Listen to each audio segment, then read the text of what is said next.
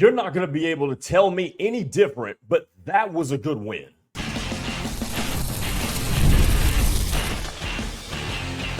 You are Locked On SMU, your daily podcast on the SMU Mustangs, part of the Locked On Podcast Network, your team every day.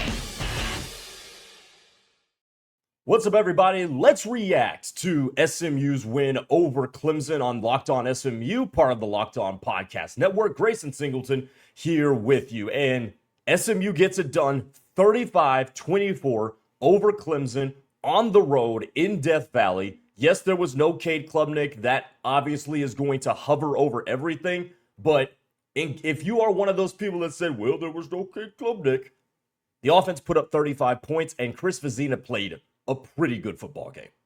He played pretty good. I don't know how much better Cade Klubnik actually would have been if he played in this game. So let's get that out of the way in the first minute or so of this show. I don't think that's going to be a narrative or should be a narrative. Let's talk about SMU. Certainly things they could have done better. Could have finished a couple of those drives in the second quarter with touchdowns you would have liked to see. But all in all, one of the things that stood out to me when we were watching the game, when I looked at the box score after the game, is this. SMU in all four quarters, get this, 7 points in the first quarter, 9 points in the second quarter, 7 points in the third quarter, 12 points in the fourth quarter. If you have a good defense, you should be able to win a game when that happens, and that's where I want to start. Because hats off to the defense. Hats off to them. I thought they played an excellent game, especially in the front six. Secondary, you know what? B- B game for the secondary, I think is what I would go with. You got beat for a touchdown on a post route in man coverage. Gave up a deep ball, one-handed catch. The only thing I really was like, how in the hell did that happen, was the jump ball into the end zone on 4th down and 20. Other than that, I thought the secondary played fine. So B- game is what I'd give them. But that front, dog. Talk to me about that front. Cam Robertson, I looked at the box score and I only saw half a sack and half a tackle for loss. I thought it would have been more because Cam Robertson played excellent. Cam Robertson was real good. Isaiah Smith, a sack and a half and 2.5 TFL. Thought he played really good. Jeffrey Imbrah was awesome. Terry Webb, I thought, was good too. Not going to show up a whole lot in the stat sheet. But those defensive tackles, I thought, played very well. And to illustrate just how good the front six really played, SMU ran the ball 30 times, if you include sacks, for 35 yards. SMU outrushed Clemson by 100 full yards. Are you kidding me? Hey, look. Clemson's not a pushover when it comes to the line of scrimmage. They're really good at the line of scrimmage, and that's what you did. That is what you did. I got to give hats off to the big guys up front on defense. I thought the linebackers played well. Maizano, I thought, was good. Booker was good. Alex Kilgore, welcome back. Led the team with 11 tackles.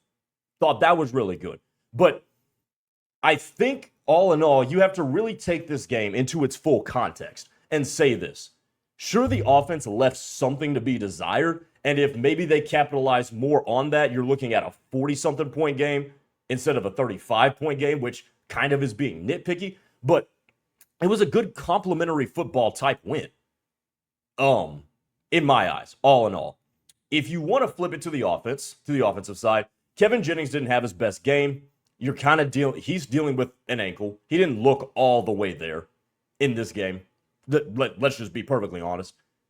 But in three ACC games, SMU has scored over 30 points in every single one of them. Let that sink in for a second.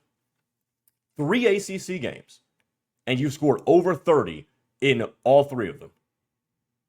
Guys, this is a good football team. This is a really good football team. Are they going to be in the ACC championship game? I don't know. Did that path get a little bit clearer after Miami lost? Kind of a little bit. Now you have to play the team that beat Miami, Louisville, but we'll see what they look like. once that game rolls around. But guys, this is a good football team. And this is a good win because it took everybody. The offense did its thing, especially on the ground, which I did not expect. The offense did its thing. The defense held its end of the bargain. Everybody played complimentary football. And by the way, need I leave out special teams because we got a kicker. Sam Keltner can kick, man. 3 for 3. At a 51-yarder. He made 2 deep field goals. I thought he was excellent. I thought Sam Keltner was excellent. And you won in all 3 phases of the game. Like, let that sink in. A coach on the other side who has won national championships brought out his team. You brought out your team. And you won the game in all 3 phases. Offense, defense, special teams. You won in all 3. And you can nitpick and find things that you know you could have done better. And that's what Monday through maybe Wednesday is going to be for before we turn the page to Wake Forest. But first reaction is that's a 3-phase win. Kevin Jennings, 23 of 43. Okay, for 290. You know what stands out about that? They made the big plays when they needed to make them. They made the plays they needed to make, and they got the chunk plays when they needed to. You want to know what I think about Kevin Jennings? You want to know? I think about him backpedaling and just finding a way to get it to Matthew Hibner for the touchdown. To keep the drive alive where they scored a touchdown at the end of the game. Fires a perfect ball to Jordan Hudson on the back shoulder. That's what I'm thinking about. Speaking of Jordan Hudson, 7 catches for $131 and a touchdown. That'll play. That'll play. So you had standouts offensively. You had standouts defensively. Sam Keltner was excellent. And this was a really, really good team win, in my mind, over Clemson. You held down Clemson's running game. You ran the ball well yourself. You had 2 guys average over 8 yards a carry. Let that sink in, too. Coming up next, by the way, that's where I want to flip it because I didn't mention a couple of other people, and I saved that for the next part of this reaction. So keep it here on Locked On SMU as we celebrate a win over the Tigers of Clemson, 35-24. We'll be back. Hey, it's the weekend, and it's time to look back and crown this week's MVP on Who Delivered, powered by DoorDash. Just like you can win every Saturday with DoorDash Streaks, saving more every time you order, these players delivered when it mattered most. Hey, let's go ahead and break it down. 4th quarter, final drive. What happened? I love the throw on 3rd down, Kevin Jennings lofting it back shoulder to Jordan Hudson. Those two had a great connection the entire night, and when it mattered most, those guys were the ones that came through. And Kevin Jennings, even though he didn't play his greatest game today, you know he's been on a streak in terms of carrying SMU and delivering when it matters the most. And just like Jennings and Hudson came up big for SMU, DoorDash delivers your Saturdays. With DoorDash Streaks, you can save every Saturday you order. Stack it up all season, and you could save up to $250, including $100 in DoorDash credits. Order this Saturday, keep the streak alive, and fuel your game day with DoorDash. Terms apply, and the promo period runs through November the 18th. We're also brought to you by Supply House. When the opening whistle blows on a new repair, get your crew moving forward with Supply House. Order today and see parts on your doorstep tomorrow. Over 280,000 plumbing, HVAC, and electrical items from the most trusted brands in the business. Their real-time inventory and honest lead times keep you from punting projects, while their industry-leading customer service always has your blind side covered. Need parts fast for a project? Supply House has next-day delivery. Talk about a game changer. And join the free Trade Master program today and score serious perks like priority shipping, lower prices, and a dedicated support line. Visit supplyhouse.com to sign up for free and use promo code SHCollege5 for 5% off your first order. That's supplyhouse.com. Real people, real service. And we're brought to you by Rugiet. Guys, you've probably heard of Viagra or Cialis. Maybe you've even tried them. But if you're looking for something beyond the usual pill, it's time to meet Rugiet Go Long. Go Long combines 2 doctor-trusted medications in one dual-action formula so you can get hard and go the distance. and the effects last up to 36 hours. So that's confidence all day, all night, and even into the next day. Ready to level up your confidence in the bedroom? Head to Rugiet.com and use the promo code LOCKEDONCollege for 15% off your first order. That's Rugiet, Rugiet.com, and promo code LOCKEDONCollege. Make sure to use our code so they know that we sent you.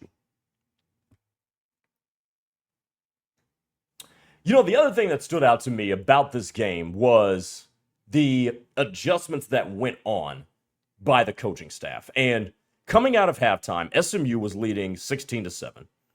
And there was a drive in the third quarter where I said, oh, they got it now. So SMU punts on its first two possessions of the second half, and then Clemson scores the touchdown to make it 16-14. Two-point game. So SMU needs to answer, right? And what happens? You get the first down on the pass to Ymir Knight, and then Chris runs for 30 yards. 2 plays later, it's a 35-yard touchdown run for Derek McFall. Why do I bring that up? Because I got to credit Rhett Lashley and Casey Woods for sticking with the run game. Now, you might be saying, okay, well, why are we bringing this up? Because Clemson had stopped the run so much that I think the Tigers were on the brink of thinking, oh, SMU is going to go one-dimensional now. And how does the coaching staff respond? They diversify the way they run the ball. Did you see it? Did you see the window dressing and the motions and then the pitches after giving the eye candies to certain spots? And you get it to some athletes like Chris Johnson and Derek McFall. I thought the utilization of the running backs on that drive, because the game turned on that drive, because it seemed as if Clemson's offense was starting to find something. Chris Vizina was working his way into a rhythm. You needed to push that game back to a 2-score lead. And they figured out a way to do it on the ground. And SMU's been a good ground team this year up until really conference play. And they figured out a way to stay with it. And one red flag of mine when it comes to offenses, no matter who you are, is if you can't run the ball and you're one-dimensional, you are going to have problems. You cannot be one-dimensional in this era of football. Like, there's too many big guys that are too fast to cover space. So you need to be able to keep guys honest. And Clemson just kind of fell asleep on its details. And SMU took advantage of it because they didn't show a whole heck of a lot of it. They had been trying to run the ball and just go between the tackles, a stretch play here or there. Kevin Jennings was utilizing the run game just a little bit. But when they really needed it, they went to their dudes. They went to the dudes that they knew could just outflank everybody. They gave the defense multiple things to think about before they got the ball in their hands and then did it. And that's why I didn't mention Chris Johnson Jr. in this one, because he continues to validate why I've been so high on him. He continues, because that dude's the fastest dude on the team. I don't really know how much better. Maybe there's some DBs that can run with him on the team, but on offense, he's the fastest dude. 6 carries for 59 yards and a touchdown, that long one, and then 4 catches for 40 yards through the air. Another game with over 100 scrimmage yards for this dude, and he's got to play. And there's no reason in the world that he should never be any lower than 2 on the depth chart. Now, he doesn't need to be 1. I don't think he's got the frame and the skill set to be your every down back. Like, that's not the case. I'm not saying that. But between him and McFall, the way they ran and the way they were utilized by the staff in critical moments, I thought was excellent. 100% thought it was excellent. And you got to give credit to Rhett Lashley and Casey Woods for that. Was there some questionable play calling in the first half, the beginning of the game? Yeah, absolutely there was. The red zone, you would have liked to see more from them. And especially in that second quarter. Sure. I'm here for that. But you're not going to be able to tell me that situational play calling in the second half wasn't great. And probably the most consequential drive of SMU's season so far was the drive late in the fourth quarter where they go 8 minutes, 49 yards in 3.5 minutes and score a touchdown ball game, we're done. And they did it in a multitude of ways too, by the way. Excuse me, hold on, wait. I just read Clemson's drive. 13 plays, 75 yards, 5:41 off the clock for SMU. They did it on the ground. Kevin Jennings made some pivotal throws. He set up a third down and short on the slant to Jordan Hudson, who hauled it in. And then Chris Johnson Jr., another big run on another really good play call by the coaching staff. They were just able to march it down and march it down and march it down. I thought the coaching staff had a really good second half, play calling offensively. I really did. And if you want to flip this forward, that sort of play calling is what's going to keep you in games and keep you scoring points, even when it looks like something is dead. Even when it looks like the other team's got our number, even when it looks like, okay, this might be a bad matchup, offensive line versus defensive line or something, they gave you confidence today to know that between halves, they can figure it out. Between quarters, they can figure it out. They have something in their back pocket to where we can say, let's try this, and it might work. We can use our dudes in ways that we can scheme them open. We can scheme them open. We can scheme them some space. And that's what that looked like to me.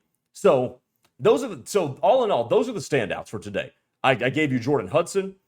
I gave you Chris Johnson and Derek McFall in this segment here. Cam Robertson, Isaiah Smith, really the entire front six I thought was good. Secondary, again, still a work in progress. But it wasn't bad. It wasn't miserable. All right. Marcellus Barnes, by the way, I continue to like him.